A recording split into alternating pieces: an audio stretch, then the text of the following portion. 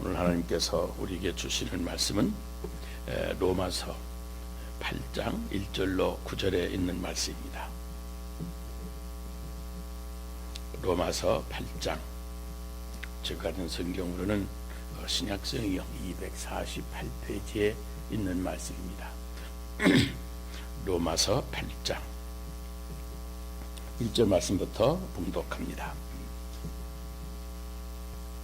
그러므로 이제 그리스도 예수 안에 있는 자에게는 결코 정죄함이 없나니 이는 그리스도 예수 안에 있는 생명의 성령의 법이 죄와 사망의 법에서 너를 해방하였습니다. 율법이 육신으로 말미암아 연약하여 할 수 없는 그것을 하나님은 하시나니 곧 죄로 말미암아 자기 아들을 죄 있는 육신의 모양으로 보내어 육신의 죄를 정하사 육신을 따르지 않고 그 영을 따라 행하는 우리에게 율법의 요구가 이루어지게 하려 하심이라. 육신을 따르는 자는 육신의 일을, 영을 따르는 자는 영의 일을 생각하나니 육신의 생각은 사망이요 영의 생각은 생명과 평안이니라. 육신의 생각은 하나님과 원수가 되나니 이는 하나님의 법에 굴복하지 아니할 뿐 아니라 할 수도 없습니다. 육신에 있는 자들은 하나님을 기쁘시게 할 수 없느니라. 만일 너희 속에 하나님의 영이 거하시면 너희가 육신에 있지 아니하고 영에 있나니 누구든지 그리스도의 영이 없으면 그리스도의 사람이 아니라. 아멘. 캐나다 빅토리아 대학의 교수로 K.R. 브래들리라고 하시는 분이 계신데, 이분이 Slaves and Masters in Roman Empire라고 하는 유명한 책을 저술했습니다. 로마 제국의 노예와 주인이라고 하는 책입니다. 그는 단연간 이 로마의 문화를 깊이 연구한 뒤에 로마의 문화라고 하는 것은 곧 노예와 주인의 관계에 있다. 주인과 노예와의 관계에 있다. 그렇게 결론을 내립니다. 당시 로마 인구의 3분의 1이 노예였습니다. 우리가 로마를 방문하면 2000년 전에 있었던 그 굉장한 문화유산을 보게 됩니다. 원형극장을 비롯해서 그 많은 엄청난 장엄한 유적들을 보면서 많은 사람들이 감탄을 하지만 한 번 더 생각해 보면 이거는 전부가 다 노예들이 만든 것입니다. 노예가 설계하고 노예가 건축했고, 이런 것들을 만들기 위해서 얼마나 많은 노예가 죽어갔는지 모릅니다. 우리는 그 노예들의 핏자국을 구경하는 것입니다.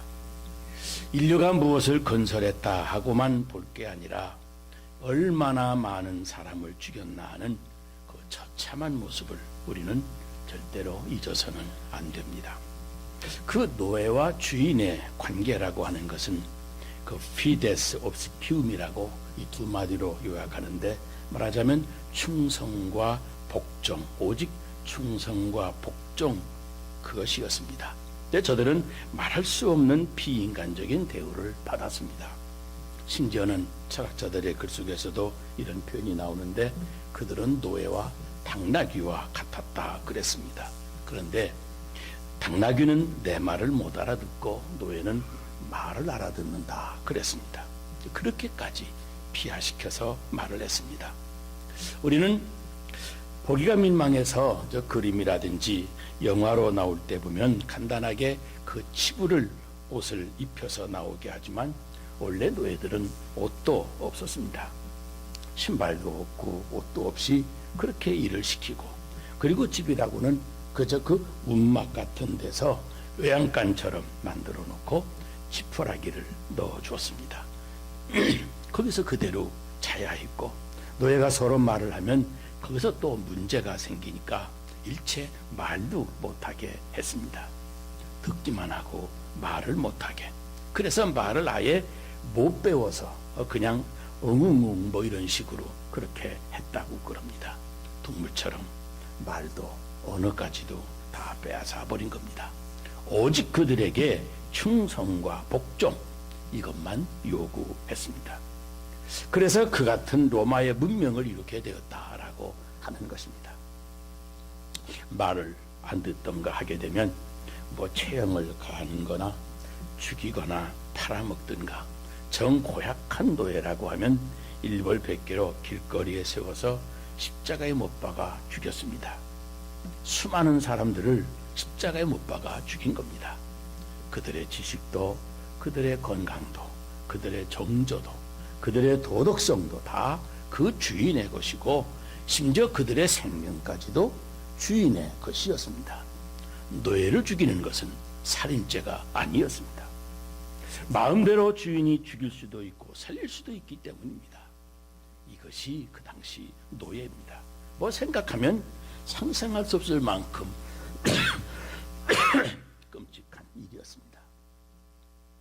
그런데 중요한 것은 그런 노예 생활 속에도 이 노예 해방이라고 하는 것이 있었습니다. 해방될 수 있는 길이 있었다고 하는 겁니다. 그런데 이것도 인도적 차원에서 말해주는 것이 아니고 보다 더 철저한 충성과 복종을 얻어내기 위한 수단이었다는데 그 비참함이 있습니다. 그게 무슨 말이냐면 아주 당근과 같은 겁니다. 고분고분하게 자발적으로 철저하게 복종하고 충성하면, 그것도 좋은 주인을 만났을 경우인데 그 주인이 그에게 자유를 줍니다. 더구나 세상 떠날 마지막 순간에 가서야 자기를 위해서 한평생을 수고한 충성된 노예에게 얼마간의 재산을 주면서 너는 이제부터는 자유다 그러는 겁니다. 그런 그 노예 해방의 특권을 얻기 위해서 생각이 있는 노예들은 젊어서 더욱더 열심히 충성을 다했다는 겁니다. 한평생 그 자유의 길을 바라보고 언젠가 해방되기를 바라면서 그렇게 충성을 한 것입니다. 그런데 여기에도 또 문제가 있습니다.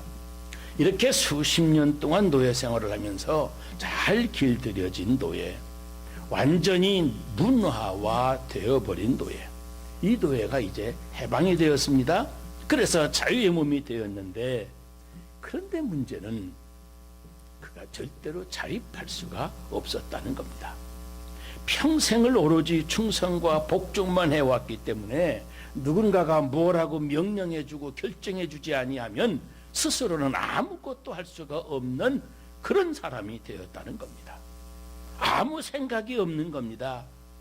그래서 뭐처럼 자유를 얻었다가도 우선 정신적으로 어떻게 할 줄을 몰라서 자립할 수가 없고, 인간적으로나 경제적으로 또 사회적으로도 사회생활을 할 수 없도록 그렇게 자립할 수가 없어서 다시 옛날 주인에게 돌아가서 나를 노예로 받아주시기를 바랍니다. 그러고 다시 노예 생활을 했다고 하는 것 아닙니까? 이 얼마나 비참한 이야기입니까?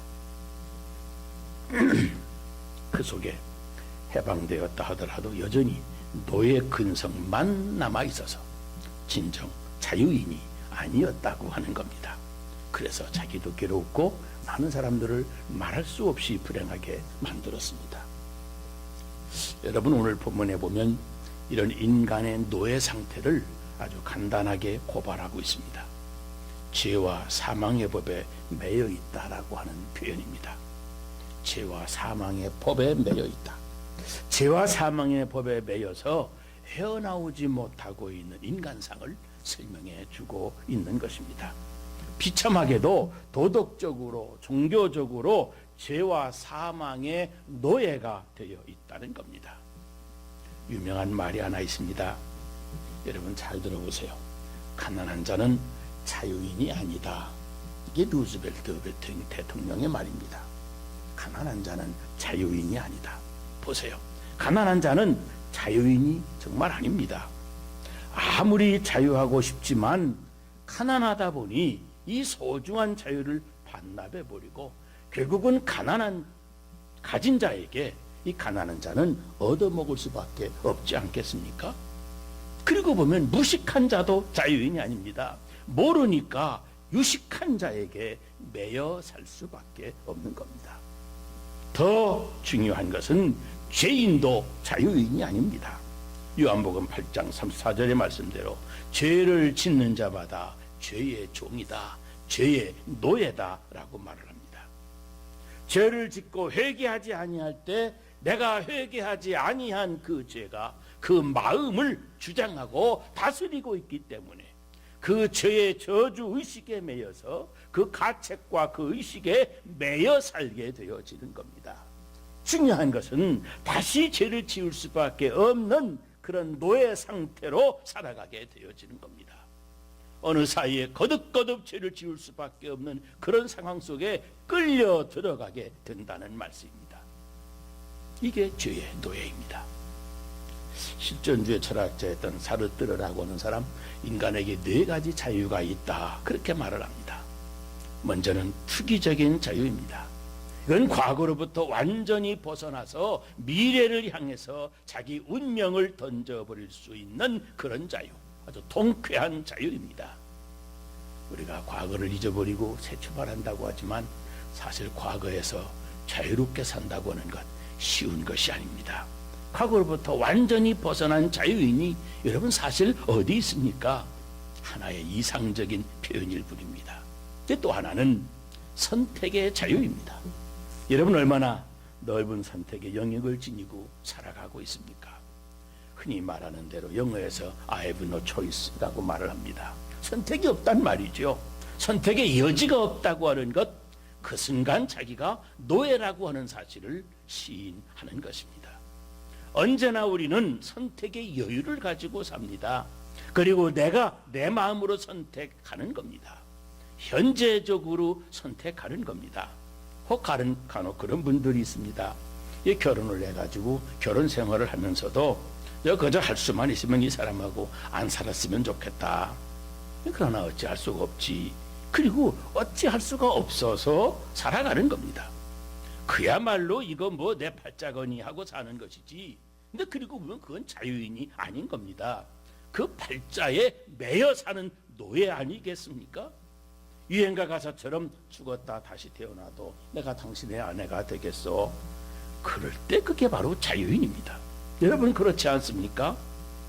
현재적으로 사랑을 고백하고 항상 현재적으로 아내를 선택하고 현재적으로 남편을 선택해야 됩니다. 그것이 진정한 선택의 자유를 내가 누리는 겁니다.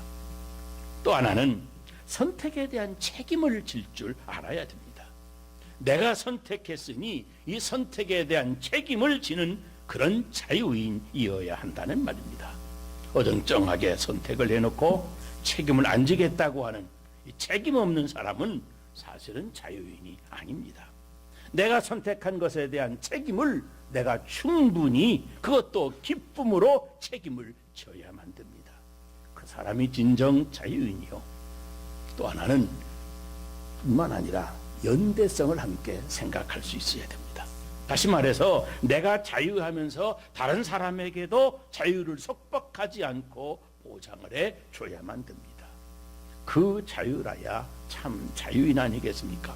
나는 자유다 하고 휘젓고 다니면서 많은 사람에게 억압을 주고 불행하게 하고 불편을 주고 있다고 한다면 그건 자유인이 아닙니다. 방종인입니다.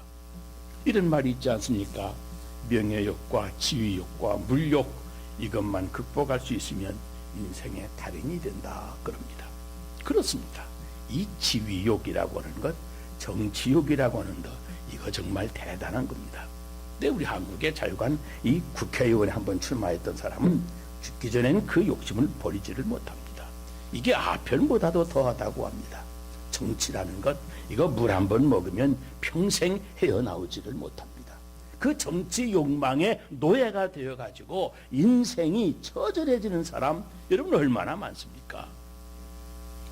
오늘 우리가 라스베가스에 삽니다마는 라스베가스에 사는 어떤 사람들이 주로 하는 말이 있습니다. 사람을 미치게 하는 것이 4가지가 있답니다. 술과 여자, 마약과 도박, 이 4가지는 항상 있을 것인데 그 중에 제일은 도박이니라 그런답니다. 여러분 들어보셨습니까? 이 도박이라고 하는 것 생각하면 얼마든지 안 할 수도 있고 할 수도 있고 내 자유입니다. 안 하면 그만 아닙니까? 그런데 이걸 알면서도 안 하지를 못하는 겁니다. 이거 한번 빠진 사람 죽기 전에 못 고친다고 하지 않습니까? 얼마나 힘든지 아무것도 아닌 것 같은데 이걸 못 고치고 손을 떼지를 못하는 겁니다. 돈만 떨어지면 온갖 거짓말 다 해가지고 돈을 구하고 돈이 생기면 거짓없이 여지없이 거기 가서 앉아 있습니다. 부부관계, 부모와 자식관계 다 끊어져도 그걸 끊지를 못하는 겁니다. 도박 중독이다 그렇게 말들을 하지만 사실은 도박의 노예가 되어 있는 겁니다. 담배 그것도 그렇습니다. 담배 하나 끊는 거 아니 그까지 끝 안 피우면 그만이지 뭐 그럽니다마는 그런데 그렇게 못 끊는 겁니다. 그래서 공항에도 가보면 한쪽에 흡연구역 그 구석에 앉아가지고 이렇게 빨고 있는 거 보면 저 불쌍하기도 하고 처량하기도 하고 그렇습니다. 여러분 왜 그렇습니까? 사람들이 겉으로는 중독이라고 하는데 그것이 바로 노예가 된 상태입니다. 이미 노예화 다 되어버린 것 아니겠습니까? 우리 자유인으로 볼 때에는 그것 아무것도 아닙니다. 안 하면 그만이지 그까짓 것 그렇게 생각합니다. 그런데 그 본인은 이미 노예가 되었기 때문에 그걸 못하는 겁니다. 이것이 여러분 남의 얘기처럼 들립니까? 잘 한번 들어보세요. 죄라고 하는 것에서 벗어나지를 못하고 죄에 끌려다니는 죄의 노예인 사람이 있습니다. 여러분 뭔가 당연히 그러지 말아야 될 일을 계속하고 있지는 않습니까? 해서는 안 되는 걸 분명히 아는데도 어쩌다 보면 하고 있지 않습니까? 사람을 미워하지 말아야 한다는 것 알면서도 여전히 미워합니다. 용서하지 못하고 화해하지 못하고 지금도 미워하고 있지 않습니까? 사람을 미워하는 것 이게 살인이라고 하는데 또 당연히 해야 할 일인데도 마땅히 할 일인 것 많이 알면서도 대연하게 안 하고 지냅니다. 모든 사람들에게 친절해야 한다면서도 막상 그 사람 얼굴만 보면 내 얼굴이 굳어지는데 어찌할 수가 없는 겁니다. 여러분 그것이 바로 여러분 속에 죄의 근성, 이 죄와 사망의 노예가 되어 있기 때문입니다. 그래서 아직도 스스로 자유하지 못하고 그 죄의 근성에 매여서 노예된 생활을 하고 있는 겁니다. 의학적으로 말하면 죄에 중독되어 버린 것이고 성경적으로 말하면 죄와 사망의 법에 포로가 되어 있다는 증거입니다. 심리적으로 말하면 우리 의식조차 이미 죄의 노예가 되어 있고 우리의 성품까지도 노예화되어 있기 때문에 그래서 정말 고치기가 힘든 것입니다. 여러분 중국이나 러시아 같은 나라들 수십 년 공산주의를 한 나라들 아니겠습니까? 이제 자유를 조금 얻어갖고 해방이 되었다고는 하지만 벌써 그 인간성이 완전히 타락이 되어버렸습니다. 이제 변질된 것입니다. 완전히 노예화되었다고 하는 거죠. 게으르고 불성실하고 무책임하기가 그지없습니다. 여러분 공산주의 이론의 핵심이 무엇인지 아십니까? 내 책임을 남에게 돌리는 겁니다. 그래서 가난한 민중이 바로 혁명이라고 하는 논리를 내세워서 항거하는 겁니다. 그런데 혁명이라는 게 뭐겠습니까? 내 책임을 남에게 돌리는 겁니다. 이것이 그만 체질이 돼가지고 자기 책임을 느낄 줄을 본능적으로 모르는 겁니다. 아주 무책임한 겁니다. 그래서 모든 것이 다 불공평하다고 소리만 지르면 되는 줄로 압니다. 우리나라도 여러분 간간히 보면 나라를 향해서 뭐 달라 뭐 해달라 그러는데 여러분 그거 다 해주려면 나라가 세금을 많이 거두어야 됩니다. 국민에게 세금 증세 없이 많이 주는 사회를 만들겠다고 하는 말 여러분 고지 듣지 말아야 됩니다. 그거 다 거짓말입니다. 결국은 세금을 올릴 겁니다. 왜요? 주는 자가 있어야 되고 나누어 줄 세금이 많이 거두어져야 많이 줄 수 있는 것 아니겠습니까? 그런데 공산주의는 그런 혁명의 논리가 아주 체질화되어 버린 겁니다. 그러니 그런 속에 참 자유가 있을 수가 없는 겁니다. 여러분 자유라고 하는 것도요 결코 공짜가 아닙니다. 그만한 자유에 대한 대가를 지불해야만 되는 겁니다. 오늘 우리 성경도 우리에게 말합니다. 자유케 하는 자의 역할을 잊고서야 우리가 자유를 누릴 수 있다는 겁니다. 그래서 예수님이 우리를 자유를 누리게 해주시려고 몸소 십자가를 지신 것이라고 설명을 합니다. 정당하게 합당한 값을 지불해야만 자유를 누릴 수가 있기 때문입니다. 대가를 지불하지 아니하고서는 결코 자유할 수가 없습니다. 요한복음 8장에 인자가 자유케 하면 그러면 자유하리라 그랬습니다. 예수님이 우리를 위해서 십자가에 죽으심으로 하나님의 율법적인 욕구를 충족해 주셔서 그래서 비로소 우리가 자유할 수가 있는 겁니다. 그리고 그 자유는 말씀과 성령으로만이 유지되어 갈 수 있는 것입니다. 요한복음 8장에 진리를 알지니 진리가 너를 자유케 하리라. 진리가 나를 자유케 하는 것이지 내가 스스로 결심했다고 내 노력으로 자유로워지는 것이 아니라는 말씀입니다. 그래서 생명과 성령의 법이 죄와 사망의 법에서 너를 해방하였음이라 한 것입니다. 바로 이 길 외에는 자유함이 없습니다. 성령은 진리의 영입니다. 그 속에만 진정한 자유가 있는 겁니다. 여러분 자신의 자유를 한번 점검해 보세요. 얼마만큼 자유를 누리고 있습니까? 얼마나 자유를 누리고 있는 것인가? 선택의 자유, 사랑의 자유, 내가 나를 확실하게 초월할 수 있는 자유, 내가 얼마나 누리고 있는지 한번 생각해 보세요. 우리 대한민국, 우리 한국민족은 이 자유에 대해서 해방 이후 지금 70년이 넘게 공부해 왔습니다.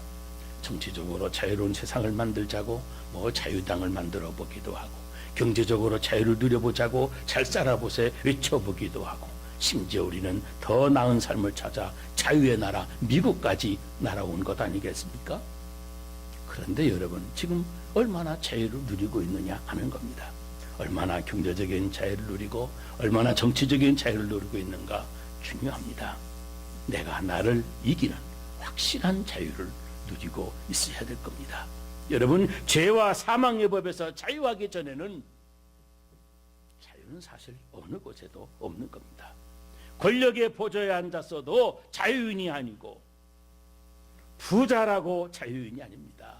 유식하다고 자유인이 아닙니다. 오직 죄와 사망의 법에서 해방된 자유로운 사람만이 자유인입니다. 그런데 하나님의 사람들을 보세요. 노예 생활을 하는 가운데에도 하나님의 사람들은 자유가 있었습니다. 감옥에 갇혀 있으면서도 그들은 자유를 노래했습니다. 왜요? 예수 그리스도께서 십자가에 죽으심으로 이 죄에 대한 싹을 다 지불하고 정당한 값을 지불하고 우리를 해방시켰기 때문입니다. 그래서 죄와 사망의 법에서 우리를 자유케 하시려고 그 죄값으로 치르신 십자가의 죽음을 확인하면서 우리는 이 자유의 소중함을 알아야 됩니다. 자유의 소중함을 모르는 사람, 진정한 자유인이 아닙니다. 진리의 길과 사랑의 길을 모르는 사람은 자유인이 될 수가 없습니다. 여러분, 세상이 어떻게 흔들려도 예수 믿는 사람, 그 사람 마음속에는 이 죄와 사망의 법에서 해방된 자유함이 있고, 거기에 있는 무한한 창조적 역사를 우리가 내 안에 일어나고 있음을 우리가 믿어야 될 것입니다. 이러한 해방의 기쁨, 해방된 자유를 누릴 수 있게 되시기를 주의 이름으로 축원합니다. 기도하겠습니다.